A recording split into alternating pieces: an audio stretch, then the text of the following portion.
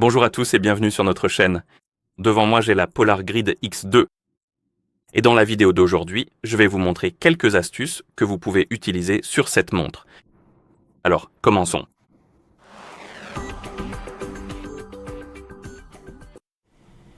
La première chose que je veux vous montrer, c'est comment optimiser la batterie de cette montre. En gros, si vous voulez que votre montre tienne un peu plus longtemps, vous pouvez désactiver certaines fonctionnalités ou les modifier. Certaines options, modifier quelques paramètres pour que votre batterie dure un peu plus longtemps. Et pour cela, il faut d'abord ouvrir les paramètres. Alors prenez votre montre, allumez l'écran en appuyant sur le bouton retour ou en fait sur n'importe quel bouton. Ensuite, appuyez sur le bouton retour pour ouvrir le menu. Maintenant, faites défiler le menu et cherchez l'icône des paramètres. Et une fois que vous avez trouvé l'icône des paramètres, appuyez dessus, bien sûr. Ici, appuyez sur Paramètres généraux. Et maintenant, nous avons deux choses ici dans ce menu. Non, trois choses que nous pouvons modifier pour que la batterie dure plus longtemps. Premièrement, nous pouvons baisser la luminosité de l'écran. Donc, si vous appuyez sur luminosité de l'écran, vous pouvez choisir faible ou moyen au lieu de élevé pour prolonger la durée de vie de votre batterie. Ensuite, vous pouvez aussi désactiver l'affichage permanent. Donc, si l'affichage permanent est activé, vous pouvez le désactiver pour prolonger la durée de vie de la batterie. Et la dernière chose, ici dans les paramètres, c'est la position, le positionnement et les satellites. Et en gros, vous pouvez changer la précision optimale en mode économie d'énergie, ce qui réduira également la consommation de la batterie. Et une fois que vous avez terminé ici, vous pouvez revenir en arrière et vous pouvez aussi modifier deux autres choses. Vous pouvez aller dans le menu d'entraînement, donc ouvrez le menu, appuyez sur Démarrer l'entraînement. Vous pouvez appuyer sur n'importe quel entraînement. Et dans les paramètres d'entraînement, donc vous pouvez appuyer sur Paramètres. Vous pouvez appuyer sur les paramètres d'économie d'énergie. Et ici, nous pouvons modifier quelques éléments. Nous pouvons changer la fréquence d'enregistrement du GPS.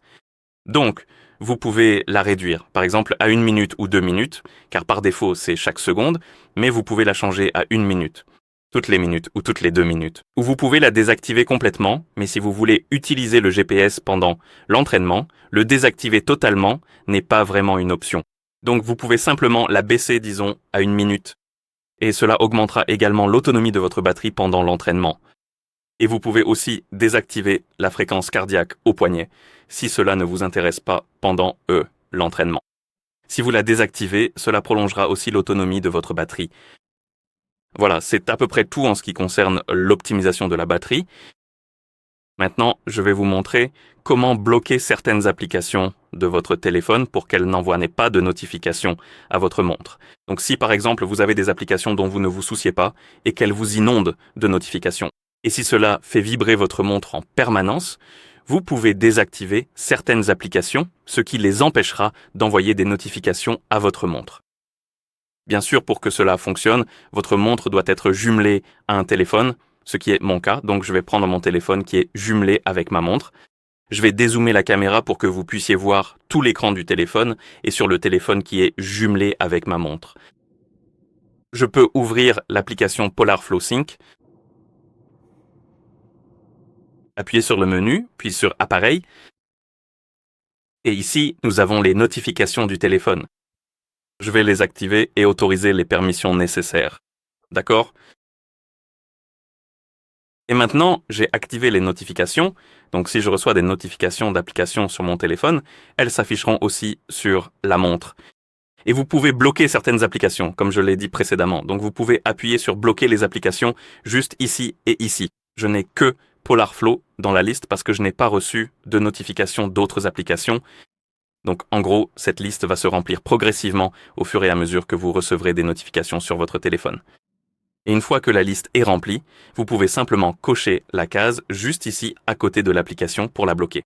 Et vous ne recevrez plus de notifications de cette application sur votre montre.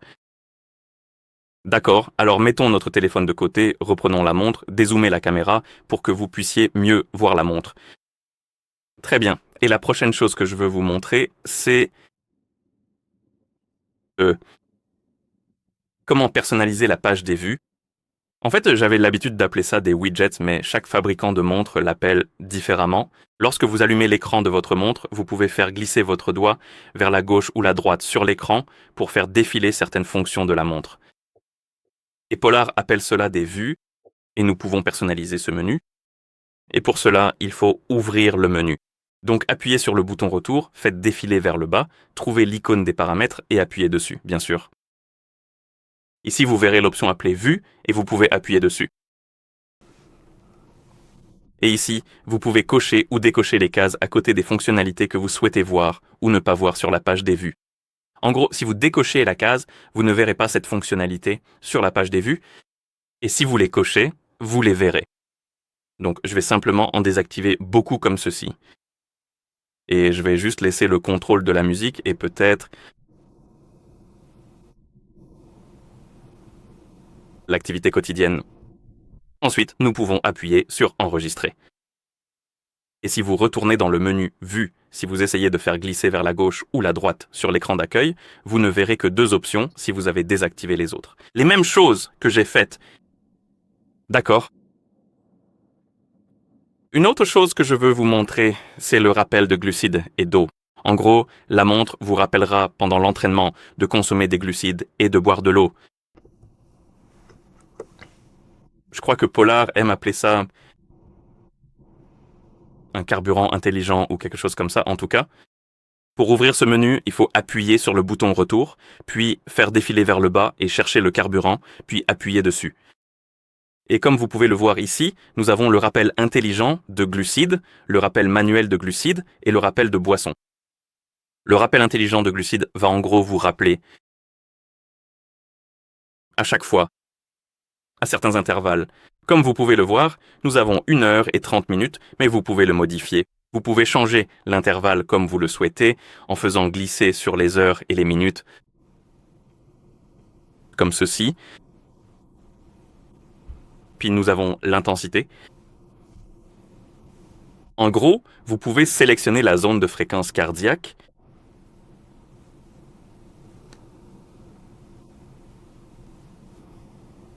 Ensuite, nous avons les glucides par portion et vous pouvez modifier la quantité de glucides que vous allez consommer, ou pour vous rappeler combien de glucides vous devriez consommer. Et ensuite, vous pouvez appuyer sur Suivant. Comme vous pouvez le voir, il est indiqué que nous n'avons pas besoin, lors de courtes séances, vous n'avez pas besoin de consommer des glucides, et nous pouvons aussi ajouter le rappel de boisson. Nous allons simplement revenir en arrière et je vais vous montrer le rappel manuel de glucides. Et ici, vous pouvez tout simplement choisir la durée, disons toutes les 20 minutes. Et en gros, vous verrez cette notification apparaître à l'écran. Cela vous rappellera toutes les 20 minutes de consommer des glucides et ensuite, nous avons le rappel de boisson. Et ici, vous pouvez le régler sur une certaine période comme toutes les 25 minutes, toutes les 30 minutes, toutes les 55 minutes et ainsi de suite. D'accord, et je pense que c'est à peu près tout concernant les rappels pour les glucides et l'eau. Ensuite, vous pouvez appuyer sur « Utiliser maintenant » pour l'utiliser pendant l'entraînement si vous le souhaitez. Très bien, maintenant, je vais vous montrer comment changer la carte sur votre montre. Par défaut, vous aurez une carte américaine, et je crois aussi européenne.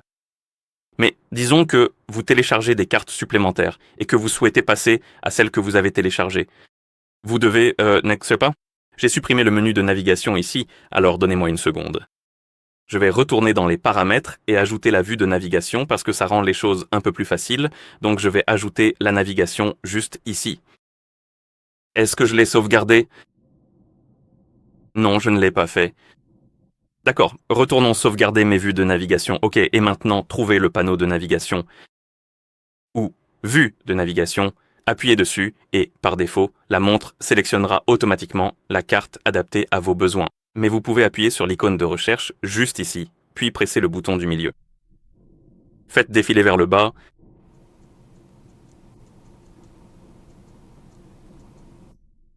Appuyez sur carte actuelle, et ici, si vous faites défiler vers le bas, vous verrez quelles cartes sont installées sur votre montre. Et comme vous pouvez le voir ici, nous avons l'Europe, l'Amérique du Nord et la Serbie. et disons que vous voulez passer à la Serbie, vous pouvez appuyer sur Changer. Faites défiler vers le bas et appuyez sur Serbie. Il est recommandé de laisser le réglage sur automatique. La montre le fera automatiquement en principe, mais parfois elle peut ne pas détecter votre carte, cela peut ne pas fonctionner. Vous pouvez simplement ouvrir ce menu et sélectionner ce que vous souhaitez utiliser une fois. Nous, ou plutôt tant que, ou peut-être pas tant que ça, mais puisque nous sommes déjà sur le sujet des cartes, désolé. Et nous pouvons aussi calibrer la boussole. Donc si jamais vous n'êtes pas sûr que votre boussole indique correctement les directions, vous pouvez rouvrir ce menu ici, puis appuyer sur Calibrage de la boussole. Et vous devez effectuer certaines actions pour qu'elle se calibre. En gros, vous devez déplacer cette boule vers le haut, le bas, la gauche, la droite. Vous devez orienter votre montre comme ceci, puis la bouger dans tous les sens, comme cela, pour que les barres s'affichent juste ici, les barres vertes, comme ça, comme ceci. Y aller, d'accord? Juste ici, on procède exactement comme ça. Et maintenant, nous devons retourner délicatement la montre de cette manière précise. Et une fois que vous entendez le bip, ah, apparemment nous avons échoué. Essayons à nouveau. D'accord.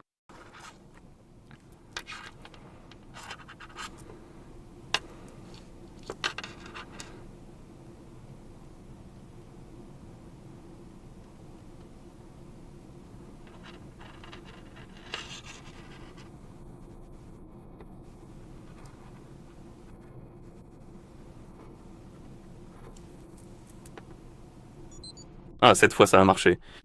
Boussole prête. Et maintenant, votre boussole devrait indiquer les bonnes directions. D'accord, laissons-les afficher. Et maintenant, je vais vous montrer une autre fonctionnalité appelée « Retrouver mon téléphone ». C'est utile si, par exemple, vous avez posé votre téléphone quelque part et que vous ne le retrouvez plus, vous pouvez utiliser cette fonctionnalité pour localiser votre téléphone.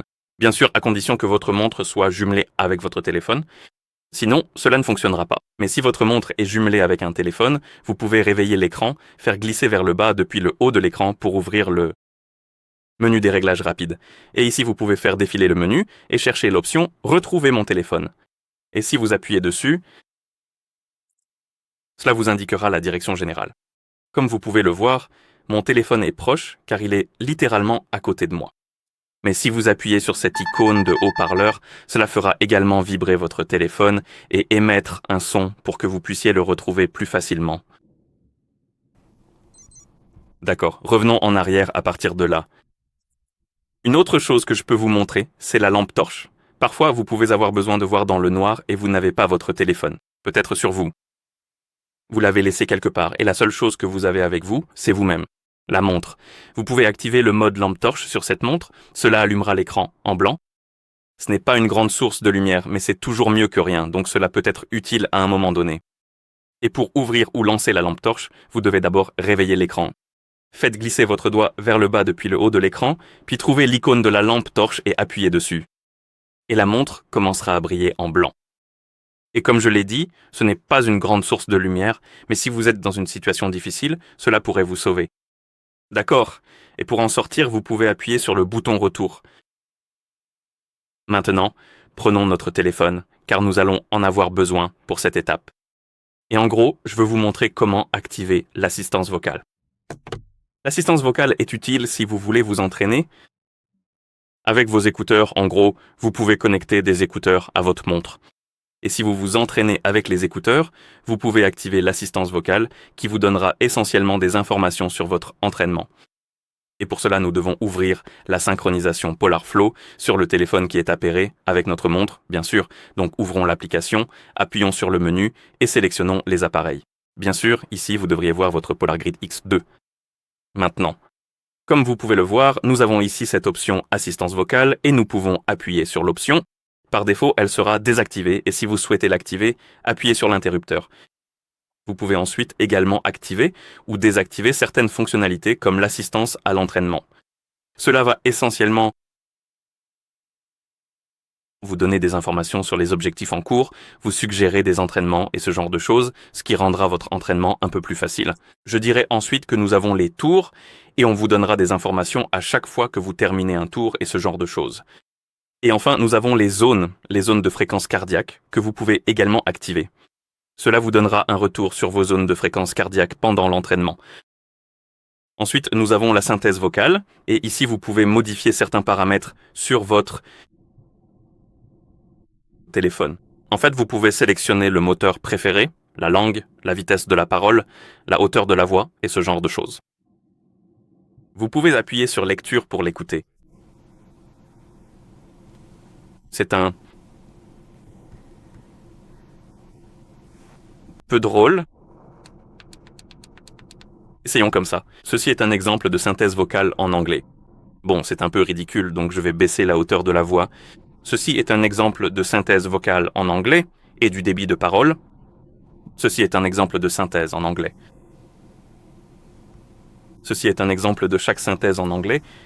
C'est suffisant, disons, et ensuite on peut revenir en arrière. Et maintenant, nous pouvons aussi tester notre son directement dans l'application. Tu as fait 21 km en 1 heure et 2 minutes, et voilà comment ça s'est passé. D'accord, chut. Et en gros, c'est comme ça que ça sonnera dans vos écouteurs pendant l'entraînement si la fonctionnalité est activée. Et la dernière chose que je veux vous montrer, c'est le contrôle de la musique sur votre montre. En gros, vous pouvez utiliser votre montre pour contrôler la musique sur votre téléphone, ce qui est assez pratique si par exemple vous vous entraînez et que vous écoutez quelque chose sur votre téléphone. Vous pouvez simplement lever votre montre et appuyer sur le contrôle de la musique. Pour contrôler les médias sur votre montre. Pour cela, bien sûr, votre montre. Pas sur votre montre, sur mon téléphone, pardon, sur votre téléphone. Bien sûr, pour que cela fonctionne, votre téléphone doit être appairé avec votre montre. Et une fois que les appareils sont appairés, vous devrez également autoriser certaines permissions pour que cela fonctionne. En général, il vous suffit d'aller dans l'application Polar et ici vous pouvez activer les notifications. Et une fois que vous activez les notifications, vous verrez apparaître une fenêtre contextuelle concernant les autorisations requises. Et une fois que vous aurez accordé les autorisations nécessaires, le contrôle de la musique fonctionnera également, mais si vous n'êtes pas sûr que les autorisations soient activées, vous pouvez aller dans les paramètres de votre téléphone, paramètres, puis applications, accès spécial aux applications. Et ici, vous devez chercher quelque chose comme lecture, réponse et contrôle des notifications. Accès aux notifications, notifications des appareils et des applications. Quelque chose dans ce genre, car chaque téléphone Android l'appelle différemment, pour une raison que j'ignore. Mais en gros, vous devez chercher une option de ce type et vous devez autoriser l'accès aux notifications. Pour PolarFlow, 1 et 2, en gros, vous avez l'icône du haut-parleur et l'icône du message une fois que vous avez autorisé l'accès aux notifications. En appuyant simplement sur l'application puis sur l'interrupteur ici, le contrôle de la musique devrait fonctionner. Et sur l'iPhone, vous devez aussi autoriser la permission pour les notifications, mais cela fonctionne un peu différemment. En gros, vous devez aller dans les paramètres Bluetooth, vous devez trouver le montre dans la liste de mes appareils, appuyez sur l'icône info à côté, puis activez l'option appelée partager les notifications système. Et une fois que vous l'avez activé, le contrôle de la musique devrait également fonctionner. D'accord? Et une fois que vous avez activé les notifications, et disons que vous écoutez de la musique sur votre téléphone, laissez-moi ouvrir YouTube sur mon téléphone. Et un peu de musique sans droit d'auteur, bien sûr. Ici, nous avons bien sûr une playlist. Laissez-moi en fait baisser un peu le volume, parce que c'est un peu fort. C'est fort, d'accord.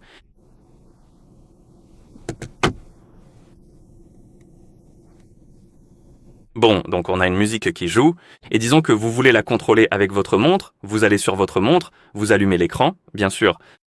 Et si vous n'avez pas besoin de retirer la vue de la liste, juste ici, vous pouvez faire défiler là. Vue en liste. Et l'une d'elles sera le contrôle de la musique, et ici vous pouvez augmenter ou diminuer le volume, vous pouvez mettre en pause, reprendre, passer à la suivante. Et à la chanson précédente. C'est une fonctionnalité vraiment utile à mon avis. D'accord? Et bien sûr, une fois que vous fermez la source de musique, il affichera inconnu. Média, donc il ne détectera pas l'élément. Et c'est à peu près tout ce que je voulais vous montrer. Merci d'avoir regardé. Si vous avez trouvé cette vidéo utile, merci de vous abonner à notre chaîne et de laisser un like sur la vidéo.